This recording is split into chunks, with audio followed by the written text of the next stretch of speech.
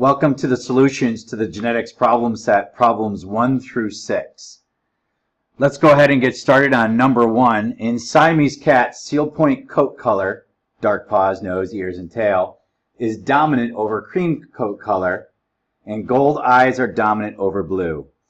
If a heterozygous seal point, heterozygous gold-eyed male cat mated with a cream-colored heterozygous gold-eyed female, what is the likelihood of their having a seal point gold-eyed kitten?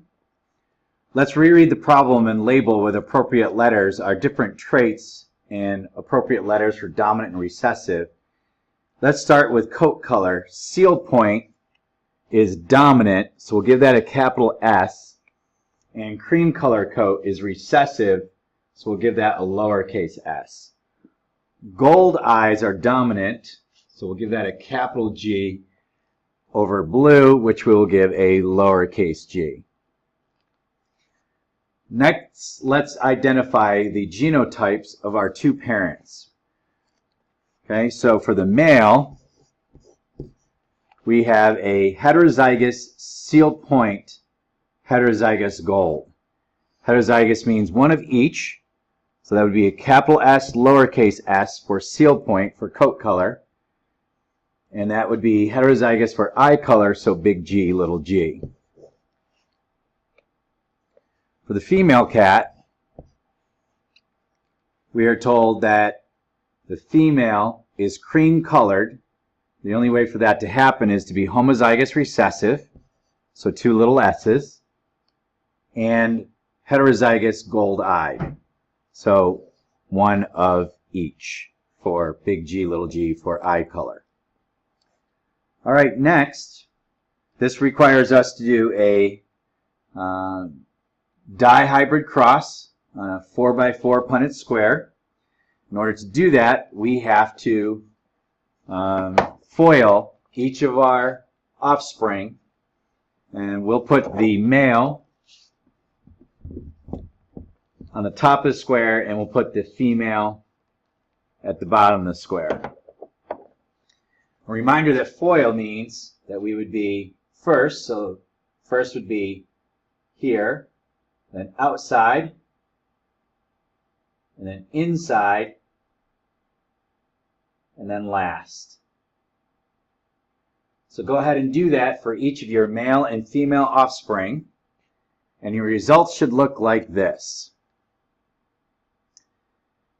Now, before we go ahead and fill in our 16 squares, we're going to be a little smarter because they want to know the likelihood of having a seal point golden-eyed kitten. So if we take a look at what is the genotype of our kitten have to be seal point means, since that's the dominant trait, that our kitten would have to have at least one big S. And it doesn't matter what the other S would be, whether it be big or little, because as long as the kitten has one big S, it's going to have the seal point coat. Our kitten also is asked to be golden-eyed. Well, golden-eye is dominant. So that means our kitten also has to have at least one big G, and it does not matter what the other G is. As long as it has one big G, the kitten will have golden eyes. So what we're going to do with our dihybrid cross square here is we're just going to go through and indicate squares that we know that will meet the requirements of having both a big S and a big G. And if you take a look, this one will, because you're going to get a big S from this and a big G from there, actually a big G from both. This one will, because you're going to get a big S from the top one and a big G from the top one. This one, big S from the top and a big G from either one. And this one, big S from the top and a big G from the top. Our next one, we get a big S from the top and a big G from the left. This one does not, because we get a big S from the top but only a little g from both. This one will. We get a big S from the top and a big G from the left. And the next one won't. And you'll notice in all the rest of the cases, we have little s's across the top, and we have little s's down the side. So in none of the rest of the cases will we be able to get a big S out of any of those crosses. So we are done. So the percentage chance of getting a kitten is 6 out of 16, which on your calculator, if need be, would be 37.5%. And there's your answer to number 1. Moving on to number 2, we have a family that has 4 children. One has a hitchhiker's thumb and a widow's peak. One has a straight thumb and a widow's peak. One has a hitchhiker's thumb and a straight hairline. And the last has a straight thumb and a straight hairline. Hitchhiker's thumb is caused by a recessive allele and widow's peak by a dominant allele. What were the genotypes of the parents for each trait? All right, let's go back through and first of all identify our traits and the respective letters we're going to assign to them. We're told that hitchhiker's thumb is caused by a recessive allele, so hitchhiker's thumb is going to be lowercase h. Not having hitchhiker's thumb will be, or straight thumb will have a capital H. Widow's peak, we're told, is a dominant allele, so capital W will be our widow's peak, and then straight hairline, the recessive trait, will be lowercase w.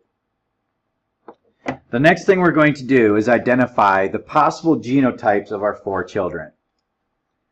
We're told, let's take them one at a time.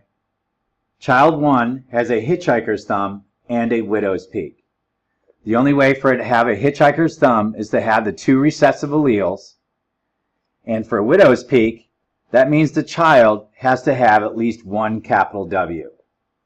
That makes the genotype of child 1, little h, big W, and it doesn't matter what the other allele is, so we'll just leave it as a blank. So because it has, as long as it has 1 big W, it will have widow's peak. Child 2 has a straight thumb and a widow's peak. Well, straight thumb is dominant, and so is widow's peak. So child 2 has to have at least 1 capital H and 1 capital W. And it doesn't matter what the other 2 alleles are, he will have, or she will have, a straight thumb and a widow's peak. Child 3 has hitchhiker's thumb and a straight hairline. Both hitchhiker's thumb and straight hairline are both recessive. So child 3's genotype must be little h, little w, little w. Child 4 has a straight thumb and a straight hairline. Straight thumb is dominant, straight hairline is recessive. So the genotype of child 4 has to have at least 1 capital H, and it doesn't matter what the other allele it would be, and little w for widow's peak, since he has a straight hairline. Now, what does this mean? What this means, no matter which trait you look at here, whether it's hitchhiker's thumb or widow's peak, is that one parent must be heterozygous for hitchhiker's thumb. In other words, one of the parents has to be big H, little h, while the other parent can be either heterozygous or homozygous recessive. Let's take a look at why this is true. In all our offspring, we have a mix of both. We have 2 children that show the recessive trait, and we have 2 children that show the dominant trait. That means one of the parents has to be heterozygous in order to donate one or the other. And the other one can be either heterozygous or homozygous recessive in order for this to happen. Fortunately, this is the same for the widow's peak trait, because if you take a look, child 1 and child 2 both have widow's peak, whereas child 3 and child 4 both have a straight hairline. That means one of the parents has to be big W, little w, while the other parent can be either big W, little w, or little w. And there's your answer to number 2. For number 3, chestnut coat color in horses is codominant to white. Heterozygous horses have a coat color called roan, which is made up of chestnut hairs and white hairs scattered randomly over their bodies. What coat color cross in horses would lead to a 50% likelihood of roan and a 50% likelihood of white colts? Let's review our problem again, assign it appropriate letters. This is a co-dominance example, so there are no lowercase letters in this. We have chestnut coat color, so we'll call that capital C, is co-dominant to white, which we'll call capital W, capital W. Roan, which is made up of chestnut and white, so both are shown, expressed, we would call capital C, capital W, since you get both colors. They want to know what the parents would have to be to get 50% of them to be roan. So in our box, in our Punnett Square here, that means 2 out of the 4 would have to be roan, and the other 2 out of the 4 would have to be white in order to also be 50%. This is a neat problem because what you're doing is you're filling in the square first and then determining what the parents could have to be afterward instead of doing it the way we normally would do it. Well, the only way for this to happen is if our parent on the top of the box here, on top of the Punnett Square, would be a C here and a W here, and then over here would be a W and a W. It's the only way, and you can go ahead and check, but it's the only way to end up with those 4 offspring as is. That means the roan colored horse would have to be crossed with a white. A roan colored, a CW, would have to be crossed with a white, which would be a WW. And there's your answer to number 3. For number 4, a woman gives birth to a child and sues a man for paternity. The woman has type AB negative blood and the child has A positive. The man is O positive. Could the man be the father of the child and defend your answer with genetics? All right, let's take a look at, and this is your multiple alleles that we just got done talking about recently. Let's start with what is the genotype for the woman. The woman has AB negative blood. That means her genotype has to be AB negative negative. Negative is recessive to positive, so the only way she can have Rh factor negative is if she has both negative alleles. And AB simply means she has both A and B. The man is O positive.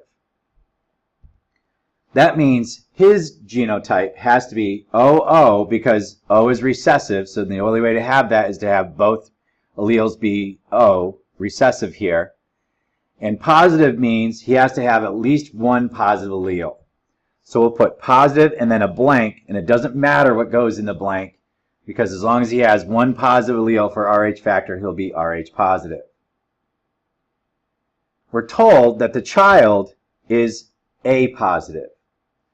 That means the child has at least one A allele, and the other one could be either A or O, and has at least one positive allele, and the other one could be positive or negative. It does not matter.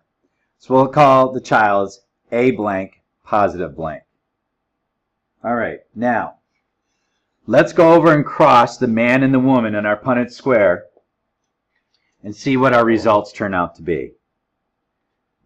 We'll put the man's genotype on top, OO, and the woman's genotype on the side, AB.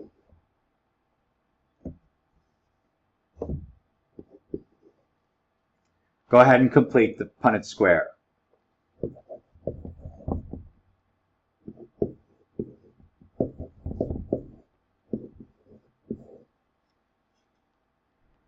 And what we can see here is that in 2 cases, we have type A blood here and here in the square. That means this man could be the child with regards to ABO. But what about Rh factor? The answer is yes. This man could be the father of the child because you could get a type A child out of this cross, and the child would also be positive, could be positive, because the man could donate his positive Rh factor allele to the child, which would mask the negative Rh factor from the woman. So there's your answer to number 4. For number 5, sometimes a genetic trait will show up in a family where it has never been seen before. Individuals who show these traits are called sports. While a sport is sometimes caused by a random mutation in the DNA, most of the time they are just normal inheritance at work. What type of gene is responsible for a sport, and explain? Well, if it occurs on a rare occasion, that means the gene responsible for a sport must be a recessive gene, and in order for an offspring to get it on rare occasion means the parents must both be heterozygous in order to pass it down to their offspring. If you don't understand this, make sure you ask about this question in class. 2 parents, for number 6, are both heterozygous for widow's peak. Widow's peak is caused by a dominant allele. These parents have already had 3 children, and all 3 have had a widow's peak. What is the chance of their 4th child having a straight hairline? Okay, again, we start here with widow's peak used as a trait, and having the widow's peak is dominant, so we'll call that capital W, and the straight hairline would be little w. We're told that both parents are heterozygous for widow's peak. So when crossed, we would be crossing a big W with a little w, and another big W with a little w. Go ahead and complete the Punnett Square. Big W, big W, big W, little w, big W, little w, little w, little w. And we can see by completing the square that the chance that these 2 parents have of having any offspring that have widow's peak is 25%. I'm sorry, that have straight hairline is 25%, as indicated there with the little w. In order to have straight hairline, that's a homozygous recessive trait, so you have to have both little w's there. So what's the chance their 4th child has a straight hairline? The answer is 25%, as shown in the Punnett Square. The mistake that people make here is to say, well, they've already had 3 children that have widow's peak. That means they've already completed the other 3 boxes where it was dominant, so they have a 100% chance of having their 4th child with a straight hairline. It's not how it works. Every time these 2 parents are crossed, they end up with the same chance of having a straight hairline at 25%. So the chance has nothing to do with what the 3 other children already got. All right, that'll do it for the genetics problem set 1 through 6 here. If you have any questions on any of these, make sure you ask about them in class tomorrow.